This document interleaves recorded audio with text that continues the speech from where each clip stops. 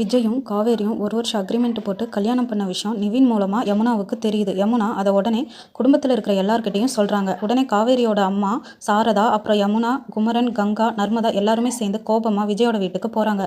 விஜய் காரில் வீட்டுக்கு வந்துக்கிட்டு இருக்கும்போது அக்ரிமெண்ட் முடிஞ்சிருச்சு, நீ உன்னோட துணியெல்லாம் பேக் பண்ணு, நான் உங்கள் வீட்டில் கொண்டு வந்து விட்டுடுறேன் அப்படின்னு சொல்கிறாரு. உடனே காவேரியும் விஜய் விட்டு பிரிஞ்சு போக மனமில்லாமல் அவங்க ரெண்டு பேருக்கும் இடையில இருந்த மெமரிஸ் எல்லாம் நினச்சிக்கிட்டே துணியை பேக் பண்ணிட்டு ரெடியாக இருக்காங்க. விஜய் காவேரியை கூட்டிக்கிட்டு போகிறதுக்கு வந்து வாசலில் நிற்கிறாங்க.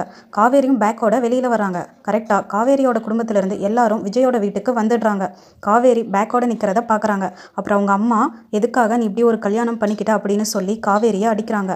காவேரி அவங்க அம்மா கிட்ட என்னை அடிக்காதீங்கம்மா, நான் சொல்லிடுறேன் அப்படின்னு சொல்கிறாங்க. நான் நர்மதாவோட ஆப்ரேஷனுக்காக தான் இந்த கல்யாணத்துக்கு ஒத்துக்கிட்டேன் அப்படின்னு சொல்கிறாங்க.